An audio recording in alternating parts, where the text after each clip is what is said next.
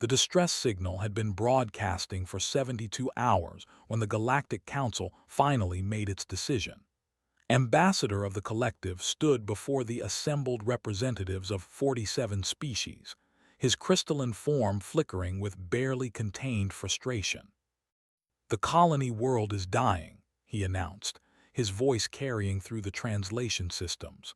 "Their sun has entered an unexpected flare cycle. Radiation levels are climbing beyond survivable limits. 7 million remain trapped on the surface."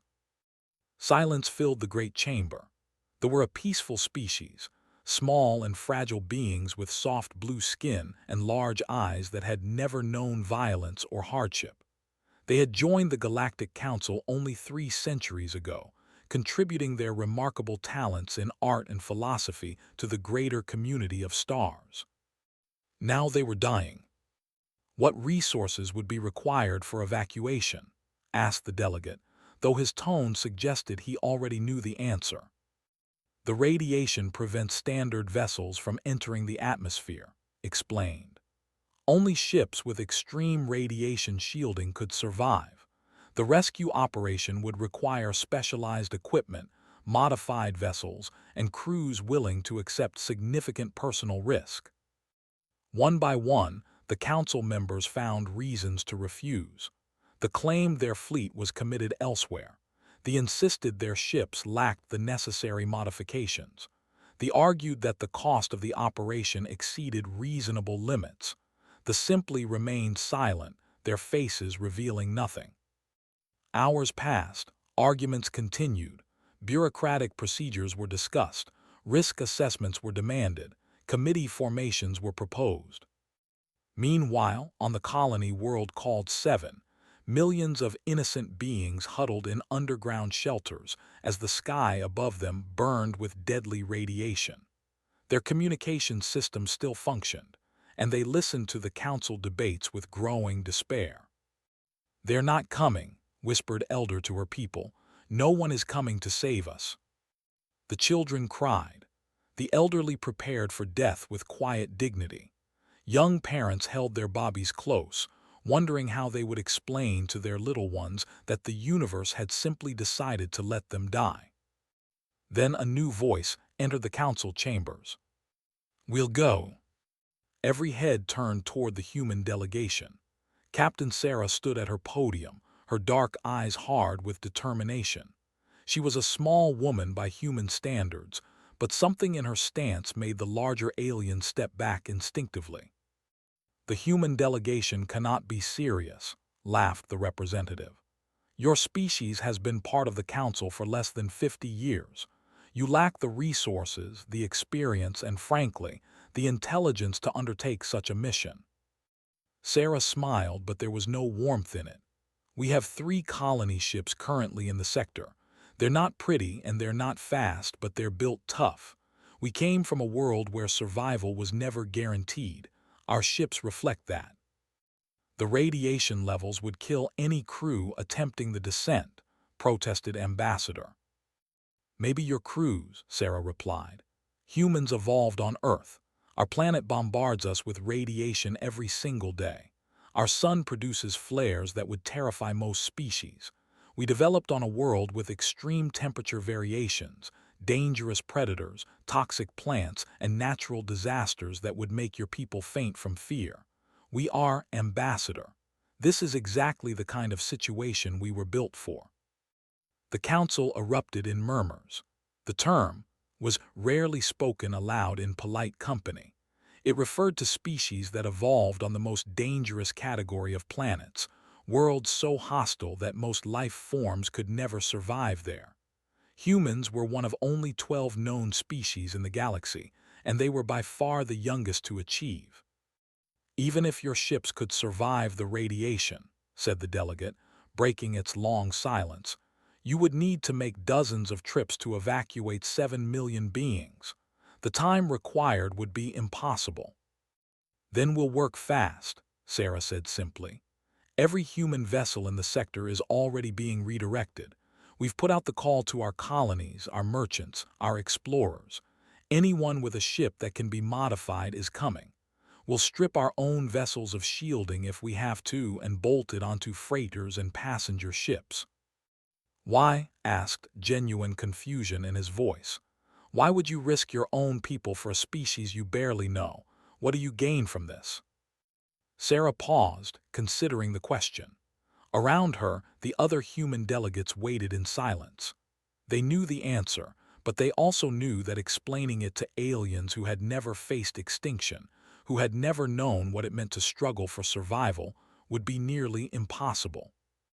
"Because they need help," she said finally. "Because we can provide it. Because once, long ago, my species nearly destroyed itself. We learned what it means to face the end, and we decided that we would never stand by and watch others suffer that fate if we had the power to prevent it." She turned to face the full council, her voice rising. "You ask what we gain. Nothing. We gain nothing except the knowledge that we did what was right. That when the universe presented us with a choice between safety and compassion, we chose compassion. That is who we are. That is what it means to be human." The council chamber fell silent. 12 hours later, the first human ships entered the system. They were ugly vessels, patched together from a dozen different designs, their hulls by years of hard use. But their engines burned bright and their crews stood ready. Captain commanded the lead vessel, the converted colony ship Endurance. She watched the burning sun grow larger in her, feeling the heat even through the multiple layers of radiation shielding her engineers had installed. "Radiation levels climbing," reported her science officer. "We're now at 3 times the lethal dose for physiology." "And for humans?" she asked. "Elevated but survivable, barely." Sarah nodded. "Take us in." The descent through Seven's atmosphere was brutal. The ship shook violently as radiation storms buffeted its hull. Warning lights flashed across every console. 3 separate systems failed and had to be bypassed by engineers working in real time. But the Endurance held together. Human engineering, human stubbornness, human refusal to accept the impossible had created a vessel that simply would not die. They landed in a field outside the largest underground shelter. Sarah was the first one down the boarding ramp, her radiation suit heavy on her shoulders. She carried supplies, water purifiers, and emergency medical equipment. The shelter doors opened, and she found herself facing thousands of terrified. They were even smaller than she had expected, barely reaching her waist. Their large eyes stared up at her with a mixture of fear and desperate hope. "We're here to help," she said, kneeling down to bring herself closer to their level. "Everything is going to be okay now." Elder stepped forward, her thin blue hands trembling. "You came," she whispered. "The council refused us, but you came anyway." "Of course we did," Sarah replied. "Now let's get your people to safety." The evacuation took 11 days. Human ships made continuous runs between the surface and the orbital stations, where larger council vessels finally agreed to transport refugees to safe worlds. Human crews worked in shifts, pushing themselves beyond exhaustion, refusing to rest while still remained on the burning planet. 17 human crew members died during the operation. Their ships were damaged by radiation, by atmospheric storms, by simple mechanical failure pushed past all reasonable limits. They were mourned, and then their return to work. The other council species watched in astonishment. They could not understand why the humans continued, why they sacrificed their own people for aliens they had never met. It violated every principle of logical self-interest that governed galactic politics. On the final day, as the last transport lifted off from Seven's scorched surface, Captain stood on the bridge of the Endurance and watched the dying world fall away behind them. Her ship was barely functional, held together by emergency repairs and human determination. "All evacuated," reported her communications officer. "0 civilian casualties." Sarah closed her eyes and let out a long breath. "Signal the fleet. Tell them to go home and rest. They've earned it." The council held a special session to honor the human rescue effort. Representatives who had refused to help now stood and applauded the who had done what they would not.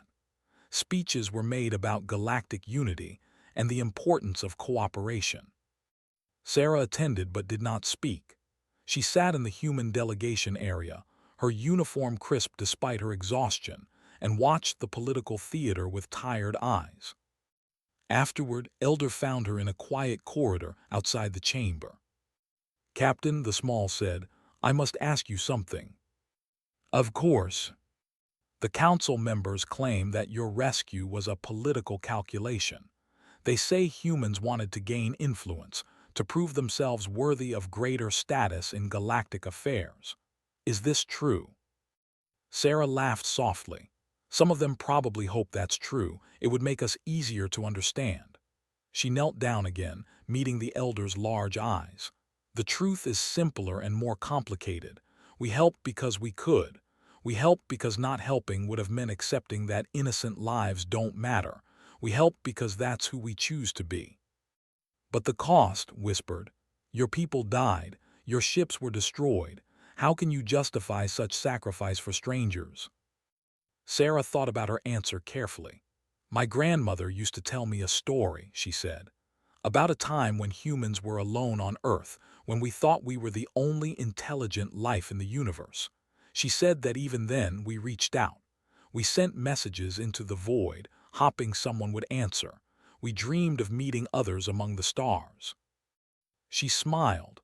"We didn't do those things because we expected to gain something. We did them because hopping was better than not hopping. Reaching out was better than staying silent. Helping is better than walking away." Was quiet for a long moment. Then she reached out and took Sarah's hand in both of hers. "Among my people," she said, "we have a concept called soul debt. It means a bond that can never be repaid, only honored. From this day forward, they owe a soul debt to humanity. Wherever your people go, whatever challenges you face, we will stand with you." Sarah squeezed the small hand gently. "That's not necessary." "I know," replied, "but it is right." In the years that followed, the story of the rescue spread throughout the galaxy. Other species began to question the cold logic that had governed galactic politics for. The humans, from that dangerous little planet called Earth, had shown them another way. Not every species changed their behavior. Many continued to operate on pure self-interest, but some remembered. Some looked at the humans and saw something they wanted to become. And whenever a distress signal went out, whenever a colony faced disaster or a ship was stranded in hostile space, there were always human vessels responding. Not because they had to, not because they expected payment. Simply because it was the right thing to do. That was the legacy of that was what it meant to be human among the stars.